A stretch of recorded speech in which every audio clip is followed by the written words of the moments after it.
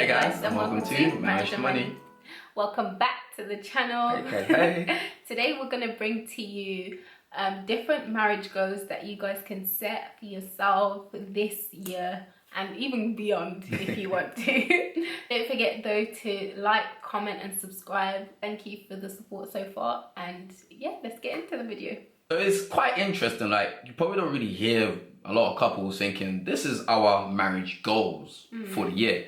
But you know, marriage is an everyday thing. Well, I hope it is an everyday thing in you guys' lives. But anyway, it's an everyday thing. So in order to grow and develop your marriage, you gotta have some goals in life that you want to achieve, that you want to aim towards. Because with marriage, there's a direction that's set for the both of you.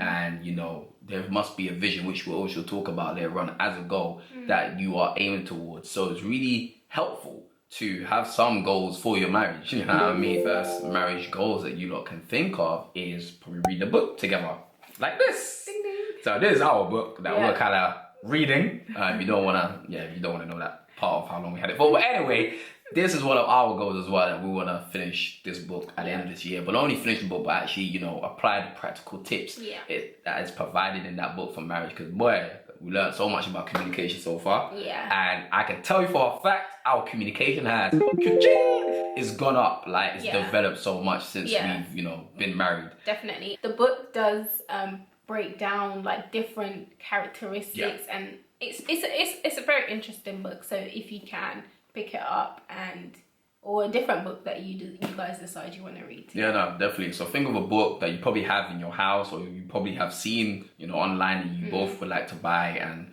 you know, read together. It's beautiful because one, you're building knowledge. Two, you're building, you know, tips on how to build up your relationship, and at the same time, you're doing something together that you hopefully both enjoy. Well, I hope you both enjoy reading. And as well, you're doing something together. Sometimes you don't always get time to do things together, so this will be a great opportunity for you guys to come together. And it's good as well because you both take something different from the book that you can both implement. And it's always just building quality time, which it's always important. It really is. Our second idea for a goal could be to create a 5-year plan.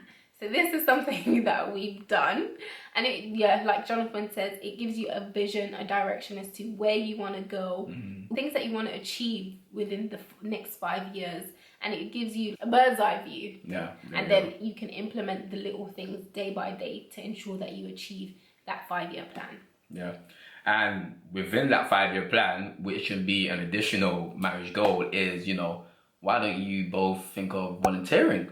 You know, it's always nice to give back, and whatever skills you both may have, or whatever desires you both have that you like to, you know, act on, that would be nice. So it could be a charity, it could be, you know, a local church or organization. It even could be a food bank, you know. During this time, hopefully it doesn't last for long, but a lot of food banks need volunteers to help distribute food to those, you know, who are in need. So that's probably something you both can take out of your personal time and go and impact a local community, or community that you may not be locally there, if that makes sense. You may not live nearby them, but you know it's a community that you both would be willing to impact. So think about that. What volunteering things you like to do, or if you want to just stay at home and do something online, there are volunteering opportunities online now. So do check that out, and we've got a link below for you guys to check.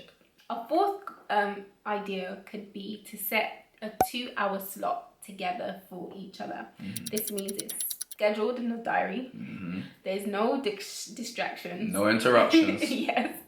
And you just basically communicate with each other, and you find that things that you haven't had the time to say get said in that moment. And I think it helps to just heal as well, because not every time you might consider to say something, or it also creates an environment where it's safe, that you can say stuff that you probably have kept to yourself. Now definitely it could be a time where you can now say what you wanted to say earlier on, but because earlier on you weren't in that right state of mind, or you was thinking, you know what, it's going to come out in a wrong tone of voice, that 2-hour time can be like, you know what, everything that I haven't been able to say, or we haven't been able to say earlier in the week, we can talk about it right now. And it's literally you two not seeing each other as issues, but focusing on the issue, if you do have an issue, and talking with each other, you know what I mean? Because that's one of the important things about marriage life, is that don't be attacking each other as if you two are the issues. Nah, it's about talking with each other about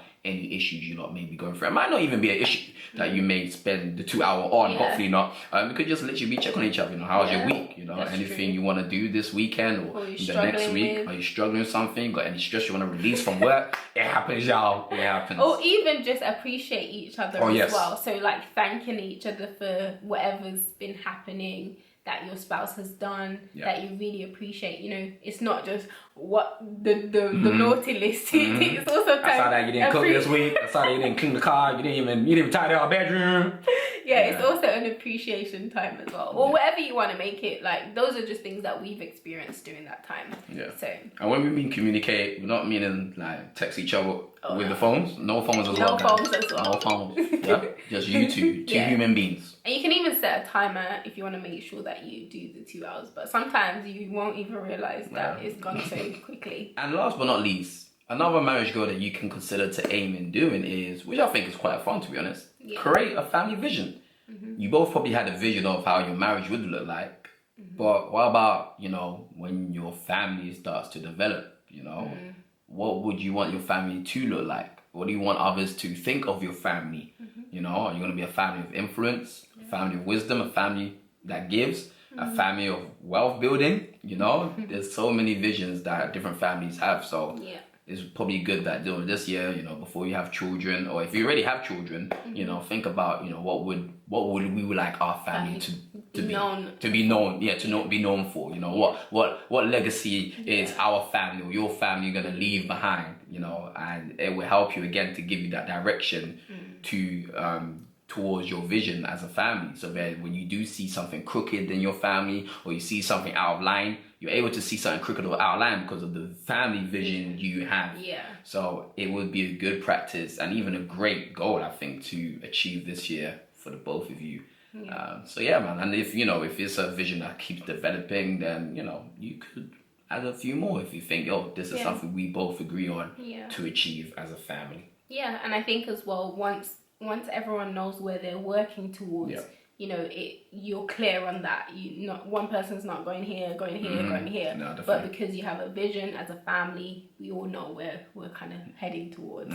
And on top of that, there's so many ideas. Like, if you do have children, probably, you know, include your children. Don't let it just be you two, because you lot can literally work on a vision board. We probably hear this so much time for individual career lives, but why not for family life? You know? So probably, you know, involve your children, you know, say, we've got some magazines, we've got newspapers, you know, if you've got a printer, you know, print out some images and be like, let's put images down of what our family vision board should look like. You know what I mean? You can still have more fun between you two and print out pictures, and, you know, or even just words and be like, this is our family vision. I think those are great marriage goals that you can achieve this 2021, and it's something that you're actually investing in your marriage. You know what I mean? Like, it's so good to do financial goals, but it's also good to do marriage goals, because at the end of the day, it's two people that builds the marriage, and that's you and that's us. Obviously, we're not in marriage, all four of us. You know what I mean? So you two in your marriage and us in our marriage, you know, we got to build that marriage up. And in order to build that marriage up, we need to have a vision. And with those visions, we need to have goals. And with those goals, we need to have actions. We hope you've learned a lot. We hope you're taking down notes. And we hope after this video, you're going to act on some of these marriage goals, or if you thought of any other goals out of the goals we mentioned, brilliant. As long as you've got some marriage goals that you both agree on and you would like to achieve this year, go for it. Make sure they're not just dreams, but you've got actions to change those dreams into a reality in your marriage. Hope you have enjoyed this video, and we'll see you on the next video. See ya.